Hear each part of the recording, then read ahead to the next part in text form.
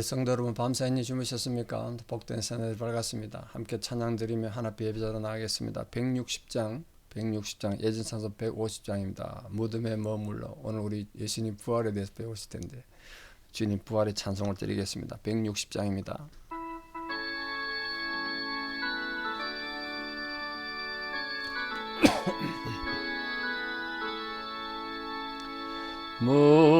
무덤에 머물러 예수 내 구주 새벽 기다렸네 예수 내 주 원수를 다 이기고 무덤에서 살아나셨네 어둠을 이기시고 나와서 성도 함께 길이 다스리시네 사셨네 예수 다시 사셨네 헛되이 지키네 예수 내 구주 헛되이 봉하네 예수 내 주 원수를 다 이기고 무덤에서 살아나셨네 어둠을 이기시고 나와서 성도 함께 길이 다스리시네 사셨네 예수 다시 사셨네 거기 못 가두네 예수 내 구주 우리를 살리네 예수 내 주 원수를 다 이기고 무덤에서 살아나셨네 어둠을 이기시고 나와서 성도 함께 길이 다스리시네 사셨네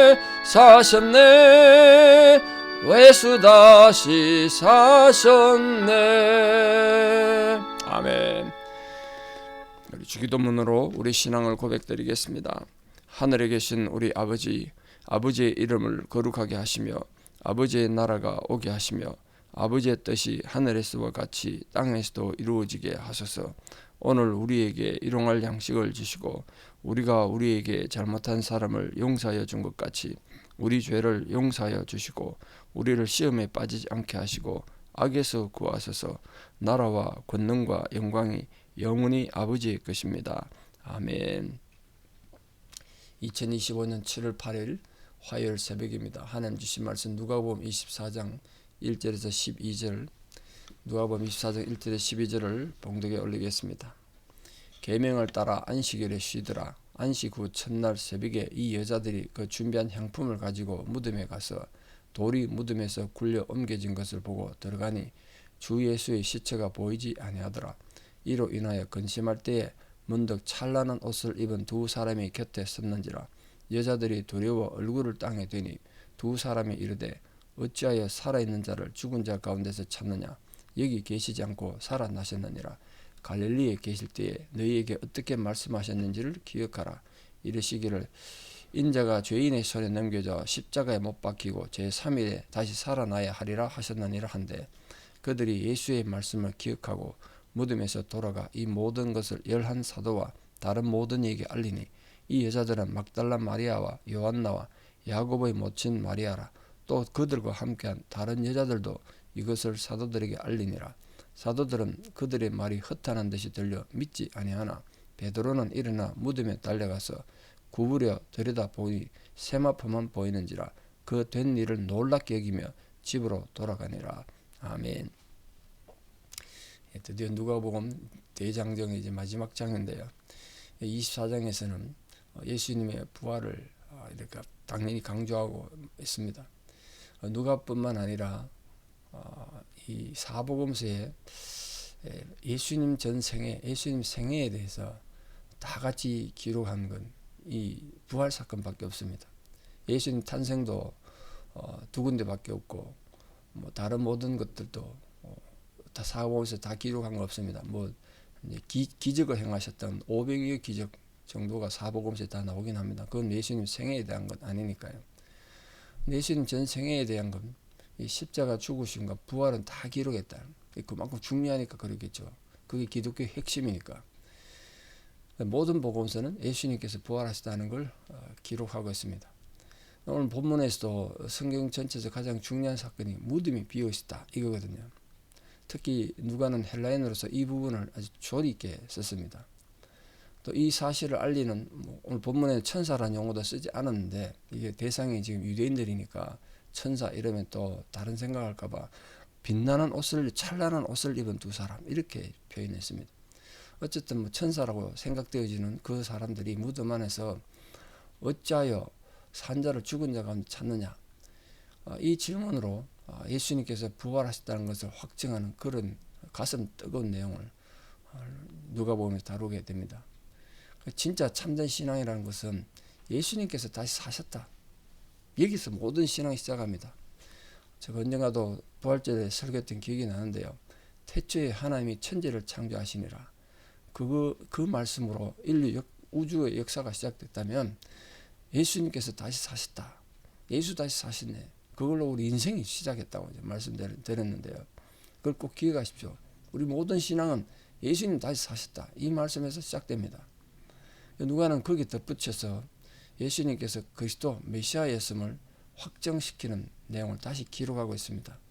그래서 성도의 부활도 우리도 부활한다. 그걸 연계해서 설명하고 있다는 게 굉장히 중요하죠. 그래서 우리가 항상 새롭게 인식해야 될 것은 예수님이 사셨다. 그리고 지금도 살아계신다. 또한 우리 성도들도 그 영원한 부활에 동참할 것이다. 이게 정말 감격적인 내용 아니겠습니까? 이 사실을 믿는 자는 뒷부분에 보면 눈이 밝아지고 마음을 여는 자들만이 진리로 받아들일 수 있다. 또 그런 성도들만이 오늘도 살아계셔서 우리와 함께 일하시고 우리 마음에 임하시는 주님을 만날 수가 있는 겁니다. 자, 오늘 본문에 보면 이 용기 있는 여자들, 믿음 있는 여자들이 등장합니다. 이 제자들은 어디 가고 아무도 없고 제자들은 아마 지금 두려워서 막 떨고 있을 텐데 이 여자들이 등장합니다. 자, 어떤 여자들이 왔나 보십시오. 그 내용에 보시면 이 여자들이 갔더니 무덤 입구를 막고 있던 돌이 옮겨졌다. 아마 그 오면서 마태복음에 하면 무덤 돌을 어떻게 옮기지? 예수님 오면 향유를 부으려고 예수님 제대로 장례식도 못하고 지금 대충 세마포로 싸가지고 그냥 무덤에다 시신을 넣어놨으니까 얼마나 미안합니까? 근데 무덤 문이 열린 거예요. 돌문이 엄청 무거운데. 들어가 보니까 시체는 없고 찬란한 옷을 입은 두 사람이 선 걸 본 겁니다. 그 날이 안식 후 첫날, 지금 말하면 안식일이 토요일이 안식일인데 안식 후 첫날이니까 지금이 주일입니다. 주일, 일요일. 그래서 주일이 그 개념이 거기서 나온 거죠. 우리가 왜 지금 안식일을 예배를 안 드리고 주일날, 일요일 예배를 드리냐? 주님이 부활하신 날이니까. 우린 주님의 부활한 날을 기념하고 우리의 부활을 믿고 부활의 종교이기 때문에 지금 안식일을 토요일 안 지키고 주일날 지킵니다. 지금도 안식일날 토요일이니까 안식일을 토요일에 지켜야 된다 그러면 아직도 구약에서 하는 거예요. 예수님 부활을 무시하는 거라고요. 그러면 안 된다고요. 들어갔더니 무덤이 비었고 두 천사를 만났다. 자, 이 내용이 놀랍게도 사복음서가 내용이 다 달라요.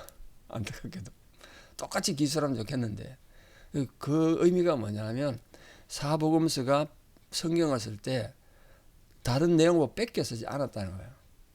뺏겨 쓰지 않았. 만약 뺏겨 썼으면 이런 중요한 사건은 똑같이 기술해야 되는데 내용이 사복음서에 예수님 부활 사건 내용이 그 부활했다는 걸 듣는 내용이 다 다르거든요. 그건 각자 이 복음서가 쓸 때 단순한 자료를 보고 옮겨 쓴 것이 아니라 그때 그 순간에 성령의 감동을 썼다. 그래서 내용이 달라. 큰 맥락에서 보면 다 똑같은 내용이지만 자세한 이 기술을 표현에 있어서 차이가 있는 거죠. 자, 여자들이 두려워하고 근심할 때, 그래서 근심할 때 두려워서 여자들이 5절 보시면 두려워 얼굴을 땅에 댔습니다. 굉장히 굉장히 겁나지 않았겠습니까? 아직 새벽인데 지금 공동묘지입니다. 그 무덤 안에 들어갔더니 우리처럼 땅에 묻는 것이 아니라 동굴을 파서 이렇게 한다고 그러는데 그 동굴 안에 들어갔더니 겁도 날 텐데요. 시체가 있는데 시체는 없고 빛나는 옷을 입은 두 사람이 있으니까 얼마나 겁이 났겠어요. 두려워서 땅에 댔더니 얼굴을 땅에 댔더니 그 두 천사가 이렇게 말했습니다. 어찌하여 산자를 죽은 자 가운데 찾느냐, 여기 계시지 않고 살아나셨느니라 이렇게 말했습니다. 그런데 이 여자들이 거기에 선뜻 믿기겠습니까? 무슨 소린가 아마 당황했으니까 그 천사들이 예수님께서 제자들에게 이미 말씀하셨던 걸 다시 말씀하시고 예수님 예언을 말씀하심으로써 예수님 부활하셨다는 걸 확정시킵니다. 인자가 죄인의 손에 넘겨 십자가에 못 박히고 제3일에 다시 살아나야 하리라 하지 않았느냐, 이렇게 예수님 말씀을 상기시키셨습니다. 예수님께서 당신의 죽음을 3번 예언하시고 제자들을 가르쳤습니다. 무식한 제자들 아무도 이해 못했습니다. 그런데 예수님께서 자신의 죽음을 얘기할 때 반드시 뒤에 부활할 것을, 3일 뒤에 살아날 것을 같이 항상 말씀하셨습니다. 근데 아무도 기억 못한 거예요. 아무도. 갈릴리에 계실 때 이미 말씀하셨다. 갈릴리에 있을 때. 그 후에도 계속 그 말씀을 하셨는데 그 말씀을 이 천사들이 얘기한 거예요. 천사들이 예수가 부활했다 믿어 이래 말한 것이 아니라 예수님의 말씀을 갖고 말씀대로 부활하셨다, 이걸 가리키고 확정하셨습니다. 그러니까 예수님께서 자신의 예언을 스스로 이렇게 성취하심으로써 당시 제자들뿐 아니라 모든 성도들, 오늘 우리들에게도 신앙심을, 믿음을 불러일으키고 정말 예수님에 대한 자세를 바르게 하도록 그렇게 가르치셨다. 그 말은 예수님이 말씀대로 다시 부활하시고 말씀을 이루어 가신 거 보면 성경에 예수님 예언하신 내용이 아직 이루어지지 않은 게 있거든요. 그런 것도 앞으로 이루어질 것이다. 천국에 대한 것도 이루어질 것이다. 그걸 믿으란 거예요. 자, 이 예수님 제자들에게 이 부활했다는 소식을 전한 여자들 이름 명단이 나오는데 10절에 막달라 마리아와 요한나와 야고보의 모친 마리아다. 이 막달라 마리아는 알다시피 7 귀신 들려서 비참하게 살고 정말 부끄럽게 살던 여자였는데 예수님 은혜로 그 귀신이 쫓겨나가고 온전해지고 그때부터 예수님 제자가 된 예수 여자 제자입니다. 근데 마가복음에 의하면 부활한 예수를 최초로 본 사람으로 이렇게 되어 있는데 지금 같이 최초로 본 거랑 마찬가지죠. 자, 요한나는 앞에 8장에 설명이 나왔습니다만 헤롯의 청직이었던 구사라는 사람의 아내였다. 갈릴리로부터 따라왔대요. 구사집이 갈릴리인데 지금 갈릴리에서부터 예루살렘까지 따라와서 예수님의 수종 들었다는 거예요. 그리고 마태복음 28장 1절에 보면 야고보의 어머니 마리아를 다른 마리아 이렇게 번역하고 있는데 오늘 헬라어로 본문에 있는 말 이 야고보의 모친 마리아 어떻게 되냐, 마리아 야코프 이렇게 돼서 두 단어로 마리아 야코프, 야고보의 마리아 이런 뜻이거든요. 이거 어떻게 번역하냐, 야고보의 어머니 이렇게 해석도 가능한데 야고보의 아내 이런 해석도 돼요. 마리아 야코프니까. 근데 역사적으로 마리아 야코프라는 건 야고보의 어머니 마리아다 이렇게 많이 지지를 하고 있습니다. 왜냐면 야고보의 아내였으면 굉장히 젊었고 이랬을 텐데 가정을 두고 이렇게 따라다니기 힘들었을 것이다. 야곱 어머니가 맞다 이렇게 생각합니다. 어쨌든 간에 이 외에도 다른 여자들도 있었다 이렇게 되어 있습니다. 그러니까 무덤에 다른 여자들이 복수로 되어 있기 때문에 최소한 2명이지 않습니까? 10명인지 20명인지 알 수는 없습니다. 근데 부활의 아침에 무덤에 찾아갔던 여인이 최소한 5명 이상일 수도 있다. 그들도 가서 부활의 소식을 전했다는, 이 기쁜 소식을 전하지 않고는 견딜 수 없었습니다. 안 그렇겠습니까? 오늘도 우리가 예수 그리스도의 복음을 믿고 부활을 아는 자들인데 그 부활을 전하지 않고는 견딜 수 없는 그런 감동과 기쁨을 가지고 사는 성도들 되기를 바라요. 우리끼리만 모여가지고 그냥 예수 믿지 말고 이 부활의 소식을, 우리도 이 기쁜 소식을 정말 복음 아닙니까? 그걸 좀 전하자. 참 문제는 이 제자들 반응입니다. 제자들 반응. 예수님께서 그렇게 예언도 하시고 부활한다고 그랬는데도 이 제자들이 직접 무덤에 한두 명도 아니고 이 다 최소한 5명에서 여러 명이 가서 예수님 부활하셨다고 전하는데도 허탄한 듯이 들렸다. 그래서 믿지 않았대요. 허탄한 짓 들렸다. 왜 그렇겠습니까? 제자들 마음이 허탄하고 제자들 마음이 지금 믿음이 없으니까 그런 거예요. 허탄하다는 말이 잡담이나 터무니없는 말, 쓸데없는 말 이런 뜻으로 들렸다는 거예요. 예수님 당시에 여자들은 이 법정의 정인도 안 됐으니까 여자가 하는 정언은 정언으로서의 효력이 없었어요. 사람 숫자에 안 들어갔기 때문에. 그러니까 제자들도 뭐 여자들 얘기니까 무시하고 안 들었던 것 같아요. 그러니까 예수님 제자들은 그 당시만 해도 이 회의론자들 믿지 못하고 의심하는 자들, 부활을 전하는 이 정말 복음 중에 복음의 소리를 우스갯소리로밖에 안 들렸다니까요. 지금도 마찬가지죠. 믿음 없으면 복음이 우스갯소리로 들린다니까. 근데 베드로만이 그것도 자신의 눈으로 확인하고 싶어 달려갔다는 거 아닙니까? 그러나 그도 예수님 시체가 없어진 빈 무덤을 보고 예수님 부활하셨구나 이렇게 믿은 게 아니라 이상하게 생각했대. 이상하게. 그냥 놀랍게 여기고 집으로 돌아갔대. 부활을 믿은 게 아니란 거예요. 오늘날도 마찬가지입니다. 이런 사람 많죠. 예수가 부활한 증거를 대라. 네가 예수 부활한 거 봤냐? 예수님 부활은요 믿음으로 보고 믿음으로 믿는 겁니다. 믿음이라는 건 보고 믿는 게 아니라 보지 않고 믿는 게 믿음 아니겠습니까? 우리 모든 성도님들, 우리는 부활을 믿는 종교이고 부활의 제자들이고 우리가 부활할 사람들입니다. 그 믿음으로 사시고 참된 믿음을 가진 거룩한 성도들 다 되시기를 축복합니다. 기도드리겠습니다.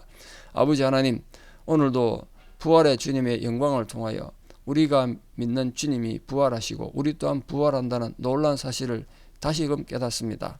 그 부활의 아침에 주님의 시신에 향유를 붓기 위해 달려갔던 여인들이 예수님 부활하신 현장을 목격했습니다. 주님을 섬기는 그 순수한 믿음들, 그 마음들이 부활의 첫 증인이 되었습니다. 오늘 우리들도 우리가 삶이 어렵고 고달프고 힘든 상황에서도 가난한 과부의 삶을 살면서도 정말 주를 섬김으로써 참으로 복된 복음의 증인, 부활의 첫 증인이 되는 감동을 우리도 누리며 살게 하여 주시옵소서. 주님이 말씀대로 부활하시고 또 그렇게 우리 약속 따라 우리 또한 부활할 것을 믿으며 사는 거룩한 성도들 될 뿐 아니라 우리도 이 복음을 나가서 그 기쁨을 전하지 않고서는 견딜 수 없는 믿음의 사람들 되게 도와주시옵소서. 오늘 특별히 제자들은 부활을 전하는 여인들의 말을 듣고도 믿지 못하고 의심했습니다.